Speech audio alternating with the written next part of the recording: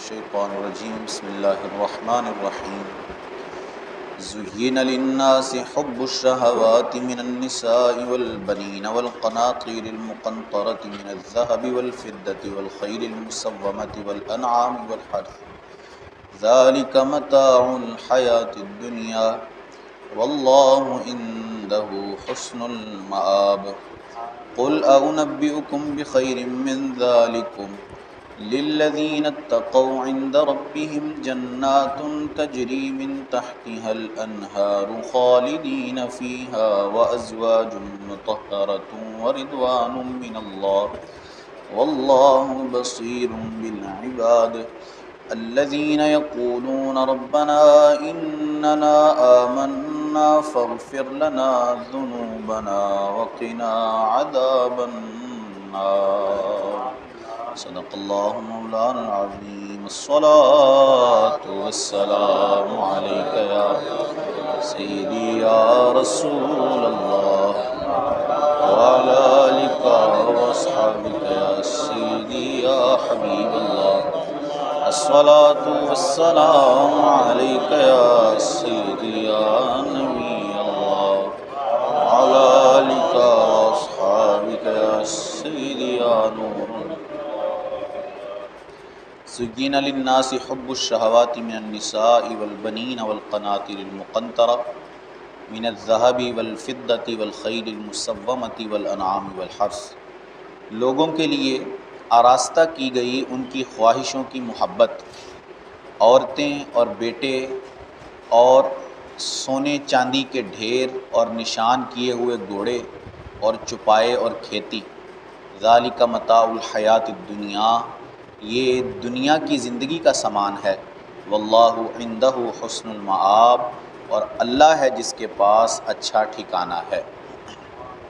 اس سے پچھلی آیت میں غزوہ بدر کے حوالے سے ذکر کیا گیا، اب یہاں کافروں کی ایک وجہ بیان کی جا رہی ہے کہ وہ کیوں ایمان سے ہٹے رہتے ہیں اور ایمان کی طرف نہیں آتے، کہ ان کے لیے ان کا جو مال و دولت ہے اس کو مزین کر دیا جاتا ہے، ان کی آنکھوں میں بہت خوبصورت کر کے دکھایا جاتا ہے، جس کی وجہ سے وہ اسلام کی طرف نہیں آتے بلکہ اپنے مال و دولت کے اندر ہی پڑے رہتے ہیں۔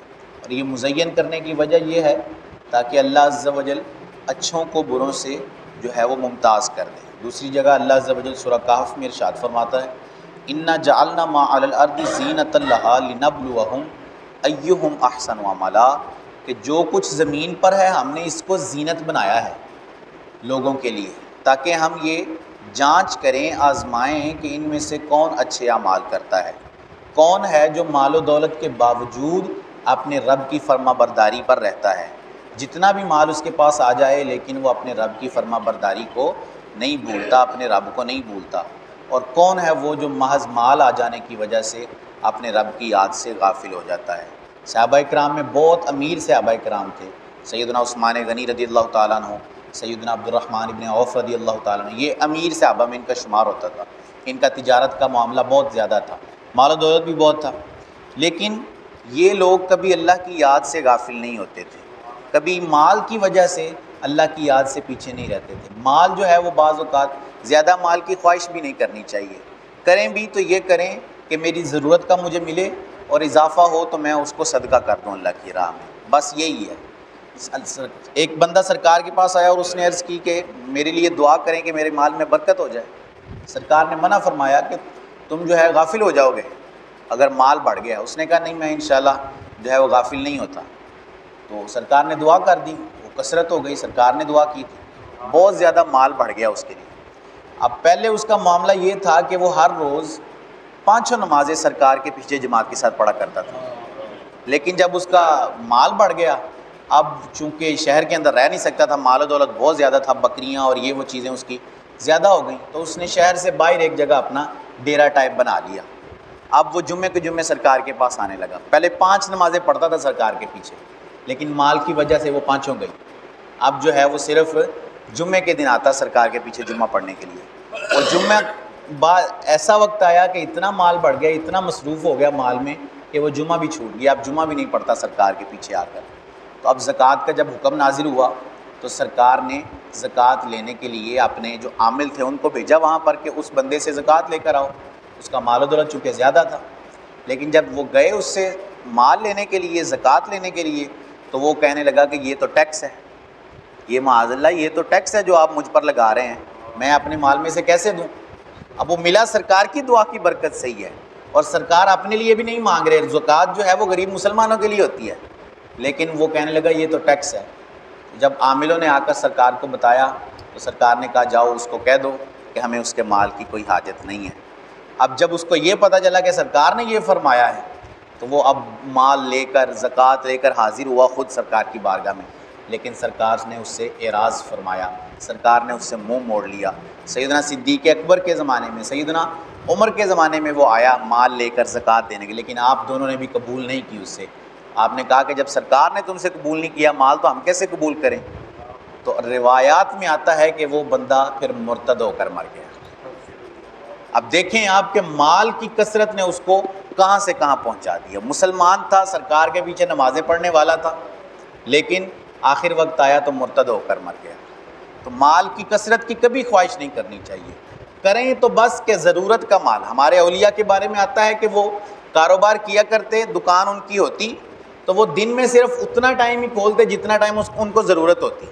ایک دن کا انہوں نے خرچہ پورا کر لیا اپنی دکان سے، وہیں دکان بند کرتے اور گھر کو چلے جاتے، اللہ کی یاد میں مصروف ہو جاتے. اصل کام بھی یہی ہے، مال یہاں دنیا کی زندگی کے اندر ہی رہ جانا ہے. مال جو بنایا گیا ہے وہ اس لیے بنایا گیا ہے تاکہ ہم اپنی ضرورتیں پوری کر سکیں. ضرورت اور چیز ہے، خواہش اور چیز ہے.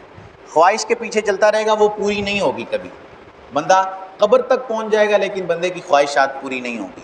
اگر صرف ضرورت کے پیچھے چلے گا تو وہ بندہ آسانی کے ساتھ اپنی زندگی بھی گزار لے گا اور انشاءاللہ اللہ نے چاہا تو نیک اعمال کر کے جنت کے اندر چلا جائے گا. اور یہی جو ہے وہ نشانی بیان کی گئی ہے مسلمانوں کی. اللہ فرماتا ہے اگلی آیت میں قُلْ أَنُبِّئُكُم بِخَيْرٍ مِّن ذَلِكُمْ، اے محبوب تم فرماؤ کیا میں تمہیں اس سے بہتر چیز بتاؤں، یعنی مال و دولت سے بہتر. لِلَّذِينَ اتَّقَوْا عِندَ رَبِّهِمْ جَنَّاتٌ تَجْرِي مِن تَحْتِهَا الْأَنْهَارُ خَالِدِينَ فِيهَا وَأَزْوَاجٌ مُّطَهَّرَةٌ وَرِضْوَانٌ مِّنَ اللَّهِ، پرہیزگاروں کے لیے ان کے رب کے پاس جنتیں ہیں جن کے نیچے نہریں رواں ہیں، ہمیشہ ان میں رہیں گے، اور پاک بیویاں ہیں. وَرِضْوَانٌ مِّنَ اللَّهِ، اور سب سے بڑھ کر جنت میں اللہ کی رضا انہیں حاصل ہوگی. وَاللَّهُ بَصِيرٌ بِالْعِبَادِ، اور اللہ اپنے بندوں کے اعمال کو دیکھتا ہے. تو مال سے بڑھ کر ان چیزوں کو افضل بتایا گیا اس آیت کے اندر کہ بندہ اگر مال چھوڑ کے صرف جنت کی خواہش کرے تو کل بروز قیامت اس کو وہی کافی ہوگا. جو بندہ روایت میں آتا ہے کہ ساری زندگی نعمتوں میں رہا، یہاں دنیا میں برے کام کرتا رہا نعمت کے پیچھے چل کے، نعمت سے مراد مال و دولت کے پیچھے چل کے، تو اس کو کل بروز قیامت جہنم میں ایک غوطہ دیا جائے گا. تو وہ کہے گا کہ میں نے کبھی کوئی خوشی دیکھی نہیں ہے، کبھی کوئی آسانی آئی نہیں میرے اوپر. ساری زندگی حالانکہ اس نے آسانی کے اندر ہی گزاری ہے، بڑا بہترین مال و دولت تھا اس کے پاس، بڑی بہترین آسائش تھی اس کے پاس، لیکن ایک غوطہ لگے گا اس کو جہنم میں تو وہ کہے گا مجھے کبھی آسانی نہیں ملی. اور جو یہاں اللہ کی رضا کے لیے پریشانیاں گزار جائے گا، یہاں اللہ کی رضا کے لیے تھوڑے مال پر راضی ہو جائے گا، تو اس کو جنت میں ایک غوطہ دیا جائے گا. تو وہ کہے گا کہ میں نے کبھی پریشانی دیکھی نہیں ہے، مجھ پر کبھی تکلیف آئی نہیں ہے. ایسی نعمتیں جنت کے اندر اللہ نے پیدا کر رکھی ہیں. چند نعمتوں کا تذکرہ یہاں کیا گیا ہے کہ نہریں رواں ہیں اس کے نیچے، دودھ کی نہریں ہیں، شہد کی نہریں ہیں، شراب کی نہریں ہیں، شراب طہور کی نہریں ہیں. پھر اس کے اندر کہا کہ ان کے لیے پاک بیویاں ہیں. پاک کہا اس لیے کہ وہ دنیا کی عورتیں جس طرح ان کو عوارض لاحق ہوتے ہیں عورتوں والے، وہ ایسی پاک بیویاں ہیں کہ ان کے اندر کوئی عارضہ لاحق نہیں ہوگا، وہ جنتیوں کے لیے رکھی گئی ہیں.